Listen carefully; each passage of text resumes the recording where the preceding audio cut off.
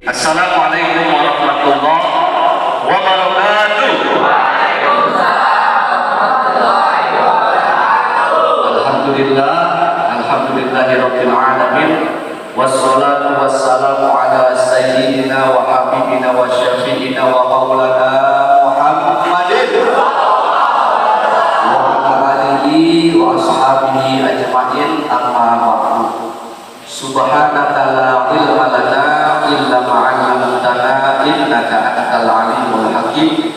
Rabbi shrah li sadri wa yassir li amri wahlul 'uqdatam min lisani yafqahu qawli. Gimana teman-teman, sehat semua kabarnya? Alhamdulillahirabbil alamin. Nah, kata Nabi, likulli da'in dawa'un. Setiap penyakit itu ada obatnya. Wadawa'ul dzunubil istighfar. Dan obat daripada dosa-dosa adalah istighfar. Nah, kita doakan keluarga kita, saudara kita, orang-orang yang kita cintai, yang peduli terhadap kita, yang mungkin sedang sakit, mudah-mudahan segera Allah berikan kesembuhan. Amin ya rabbal alamin. Berkaitan dengan istighfar, ada salah seorang sahabat Nabi namanya Abdullah, anak dari Abbas. Maka dia disebut Abdullah bin Abbas radhiyallahu anhuma. Kalau satu orang hu anhu laki-laki. Kalau satu orang perempuan radhiyallahu anhu anha. Kalau dua orang radhiyallahu anhu. Apa artinya? Allah meridhoi mereka berdua. Abdullah bin Abbas. Allah meridhoi Abdullah dan Abbas sebagai ayahnya. Di antara hadis-hadis yang diriwayatkan oleh Abdullah bin Abbas terdapat di dalam kitab Sunan An-Nasa'i, juga terdapat di dalam kitab Sunan Ibnu Majah. Abdullah bin Abbas ini sejak kecil sudah turut serta dalam majelis ilmu yang diadakan Rasulullah. Sejak kecil diusap kepalanya sama Nabi, didoakan Nabi, Allahumma faqihu fiddin wa 'allimhu ta'wil. Ya Allah, dalamkan ilmu agamanya dan jadikanlah Abdullah bin Abbas ini orang yang pandai dalam menerangkan makna-makna ayat Al-Quran. Salah satu sahabat Nabi, kisah-kisah orang yang soleh, Abdullah bin Abbas. Kata beliau di dalam kitab Sunan An-Nasa'i, juga kitab Sunan Ibnu Majah, Rasulullah SAW bersabda, kata Nabi, man lazimal istighfar. Barang siapa yang senantiasa mengamalkan, mengucapkan istighfar, man lazimal istighfar ja'alallahu lahu min kulli hammin faraja. Allah akan memberikan kelapangan, keluasan hati dari setiap kegelisahan atau kegundahan. Wa min kulli dhiqin mahraja. Dan Allah berikan jalan keluar dari setiap masalah-masalah kehidupannya. Wa yarzaquhu min haitsu la yahtasib. Dan Allah akan memberikan kepadanya rizki dari jalan yang tidak pernah disangka-sangka. Kata Allah melalui lisan Nabi Muhammad, man lazimal istighfar. Barang siapa yang senantiasa mengamalkan istighfar, bukan hanya mengucapkannya saja, tapi otaknya memikirkan, hatinya merenungkan, dan anggota badannya mengamalkan, maka Allah akan memberikan 3 balasan. Yang pertama, wa min kulli hammin faraja. Allah akan memberikan kelapangan di dalam hatinya dari setiap kegundahan atau kegelisahan. Kadang pagi hari hati kita terasa lapang, tapi sore hari berubah tanpa sebab, kita nggak tahu, hati rasanya sempit aja. Bener nggak? Pernah teman-teman ngerasain? Nggak tahu apa sebabnya hati galau, gelisah, risau. Nah, contoh, seorang mahasiswa yang masih duduk di bangku kuliah merasa gundah, merasa risau ketika ia masih menjadi mahasiswa. Oh, mungkin nanti gelisah ini akan hilang setelah lulus. Setelah lulus, mendapat predikat sarjana, ternyata hatinya pun belum lapang. Nanti mungkin lapang setelah dapat pekerjaan. Setelah dapat pekerjaan, tetap juga hatinya masih gundah karena pekerjaannya belum tinggi jabatannya. Setelah mendapatkan jabatan yang tinggi, ternyata masih belum juga lapang karena belum menikah. Setelah menikah masih juga gelisah karena belum punya anak. Begitu seterusnya. Manusia akan senantiasa dihadapkan dengan rasa gelisah atau gundah. Bagaimana cara menghilangkan rasa gelisah dan kegundahan tersebut?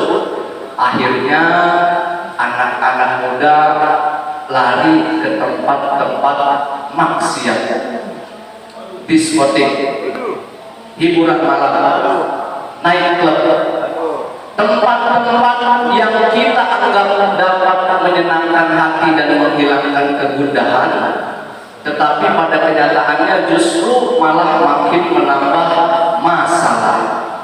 Akhirnya dari diskotik menyeberang ke apotek, larinya ke narkoba, minuman keras, sabu-sabu, ganja. Nah, ingat janji Allah melalui lisan Nabi Muhammad SAW, ketika hati kita terasa gundah, gelisah, maka perbanyak membaca istighfar. Sependek-pendeknya istighfar, astagfirullah, astagfirullah, astagfirullah. Lebih panjang dari itu, astagfirullahaladzim, astagfirullahaladzim, astagfirullahaladzim. Lebih panjang lagi dari itu, astagfirullahaladzim, alladzi la ilaha illa huwal hayyul qayyum wa atubu ilaih. Atau baca sayyidul istighfar, Allahumma anta rabbi la ilaha illa anta khalaqtani wa ana abduka wa ana ala ahdika wa wa'dika mastata'tu a'udzubika min syarri ma sana'tu abu'u laka bi ni'matika alayya wa abu'u bi dzambi faghfirli la yaghfiru dzunuba illa anta. Ketika hati merasa hamil, gelisah, dengan istighfar maka Allah akan memberikan farajah, kelapangan.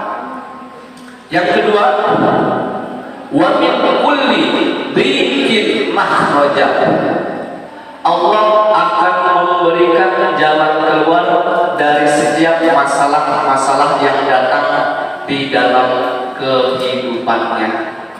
Nah, setiap manusia yang hidup di dunia pasti dihadapkan dengan sebuah masalah. Bahkan tidak banyak dari kita yang ketika menghadapi masalah putus asa, putus harapan karena merasa diri tidak menemukan jalan keluar. Akhirnya timbul bisikan yang aneh-aneh. Nggak jarang kita lihat di berita orang mati karena terjun dari tower atau menara. Wanita muda, remaja, gadis mati gantung diri. Karena apa? Karena merasa tidak menemukan jalan keluar daripada permasalahan kehidupannya. Ya. Jadi manakala hidup kita terasa atau dihadapkan dengan masalah, jangan lupa untuk beristighfar. Ketika kita merasa hidup kita bermasalah, dikit, maka perbanyak istighfar. Disitulah Allah akan memberikan makhrajah, jalan keluar. Ibarat hati yang gelap, mentok, buntu, ketika datang secercah cahaya harapan, begitulah Allah memberikan cahaya tersebut seperti halnya jalan keluar bagi orang-orang yang sedang mengalami masalah. Siapa mereka? Yaitu orang-orang yang senantiasa bersimpuh, bertaubat, beristighfar, merenungi dosa-dosa yang pernah kita lakukan dan berjanji untuk tidak mengulangi dosa-dosa di masa lalu. Nah, angkat kedua tangan, ambil air wudhu, sholat sunnah 2 rakaat, ngadu sama Allah. Mengadu pada manusia hanya akan menimbulkan harapan-harapan yang semu. Mengadu kepada status media sosial hanya akan menurunkan harga diri. Malu-malu itu. Kira-kira kalau kita update status, orang bakal bantuin kita kan? Ini ngeluh aja di status. Aduh, ya segala macam. Paling orang bilang apa? Ya, kalau kasihan amat masih muda di penjara. Benar nggak? Tapi adukan setiap masalah kita hanya kepada Allah Subhanahu wa Ta'ala. Ya. Dalam sholat kita, angkat kedua tangan kita, adukan setiap masalah kita, maka yakinkan diri kita Allah akan memberikan makhraj, jalan keluar. Yang ketiga, warzaquhu min haitsu la yahtasib. Allah berjanji akan memberikan orang yang senantiasa beristighfar, membaca istighfar, merenungkan makna istighfar, menghayati arti bacaan istighfar, mengamalkan dengan anggota badannya. Kemudian siapa yang senantiasa membaca sayyidul istighfar, kata Nabi, tidak ada jalan dirinya dengan surga kecuali kematian. Teman-teman yang mengamalkan bacaan sayyidul istighfar, itu janji Nabi. Tidak ada jalan antara diri kita dengan surga kecuali kematian. Wa yarzuquhu min haitsu la yahtasib. Nggak cuma itu, tapi Allah akan berikan kita rizki dari jalan atau cara yang tidak pernah kita sangka. Yang biasa mencari rizki boleh di penjara. Yang biasa mencari makan boleh terkurung, nggak bisa kemana-mana. Yang biasa mencari nafkah boleh terbatasi gerak langkahnya. Tapi ingat, kita punya Ar-Razzaq yang maha memberi rizki. Yang biasa mencari rizki nggak masalah di penjara, tapi ingat ada Allah Ar-Razzaq, yaitu yang maha memberi rizki. Ini sudah banyak dibuktikan di dalam kehidupan orang-orang soleh. Salah satunya Allah ceritakan dalam Al-Quran surat Ali Imran ayat 37. Ya. Imran punya anak namanya Maryam. Maryam ini adalah ibunda dari Nabi Isa alaihi salam. Selepas kematian orang tuanya, Maryam diasuh oleh seorang laki-laki bernama Nabi Zakaria. Nah, dalam Al-Quran surat Ali Imran ayat 37 Allah menceritakan tentang kisah Maryam. Nah, kata Zakaria, kullama dakhala 'alaiha Zakaria al-mihrab. Setiap kali Zakaria menemui Maryam di dalam sebuah mihrab. Mihrab itu tempat ibadah kecil. Manakala Zakaria menemui Maryam ke tempatnya mihrab, di situ Zakaria selalu menemukan mihrab itu penuh dengan makanan, buah-buahan. Zakaria bingung, ini anak bapaknya udah mati, emaknya udah gak ada, siapa nih yang nganterin makanan setiap hari ke rumahnya? Kita sering lupa, yang biasa mencari makan boleh saja mati, yang biasa mencarikan rezeki boleh saja mati, tapi ada dia yang tidak pernah mati, yaitu Al-Hayyu, Allah Subhanahu wa Ta'ala. Kemudian ditanya oleh Zakaria, wahai Maryam, dari mana engkau dapatkan makanan-makanan ini? Qalat, kata Maryam menjawab, huwa min indallah. Ini semua pemberian dari Allah. Innallaha yarzuqu may yasha'u bighairi hisab. Sesungguhnya Allah memberikan rizki bagi siapa yang Dia kehendaki tanpa perhitungan. Maryam sudah mendapatkan janji Allah tersebut. Jangan lupa, walaupun kita terbatasi oleh keadaan, badan kita boleh dipenjara, gerak kita boleh dibatasi, tapi pikiran kita harus tetap kita bebaskan. Yakinkan kepada Allah, mudah-mudahan keluarga kita yang ada di rumah senantiasa Allah cukupi dengan rezeki yang halal dan barokah. Tapi dengan syarat, yang pertama taubat, berjanji untuk tidak mengulangi dosa-dosa di masa lalu. Ya. Kemudian iringi pertaubatan dengan amal soleh. Kemudian perbanyak istighfar. Astagfirullahaladzim, astagfirullahaladzim, astagfirullahaladzim. Ada kalanya istighfar ini kita baca setelah kita jerumus dalam perbuatan dosa. Tapi ada kalanya juga istighfar ini senantiasa kita baca karena kita malu terhadap Allah Subhanahu wa Ta'ala. Jangankan kita, Nabi, apakah Nabi Muhammad SAW beristighfar?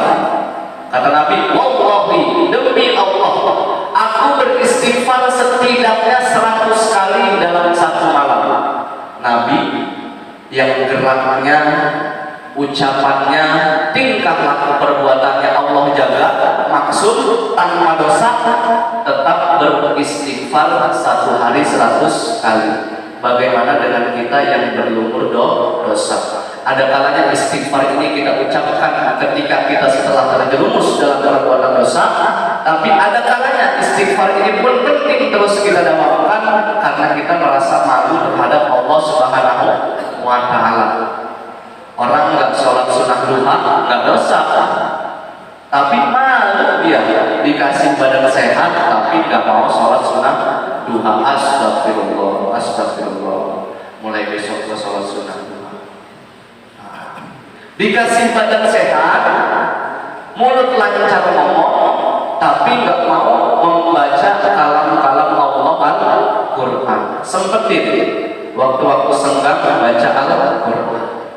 Males pegang Al-Quran, tinggal ketik www.quran.net Al-Quran. Menjelang tidur baca ayat-ayat yang kita hafal. Malu sehat tapi tidak kita pergunakan kesehatan kita. Malu dikasih akal tapi nggak mau ngapalin doa, nggak mau ngapalin tawasul, nggak mau ngapalin zikir, cuek aja.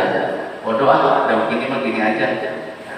Jadi senantiasa kita beristighfar karena kita malu terhadap Allah Subhanahu wa Ta'ala. Jangan lupa, man lazimal istighfar, barang siapa yang senantiasa mendawamkan istighfar, Allah senantiasa memberikan yang pertama ketenangan dalam setiap kegundahan. Yang kedua, wa min kulli dhiqin fakhraja, jalan keluar dari setiap masalah. Yang ketiga, wa razaqahu min haitsu la yahtasib, rezeki dari jalan yang tidak disangka-sangka. Bisa dipahami? Nah, mudah-mudahan kita termasuk kepada orang-orang yang senantiasa beristighfar dalam keadaan dosa ataupun dalam keadaan malu terhadap Allah Subhanahu wa Ta'ala, dan kita mudah-mudahan mendapatkan keutamaan daripada beristighfar. Nah, mudah-mudahan bermanfaat buat teman-teman, khususnya untuk diri saya pribadi. Allahu a'lam bishawab. Kurang lebihnya saya mohon maaf. Terima kasih atas segala perhatiannya. Wassalamualaikum warahmatullahi wabarakatuh.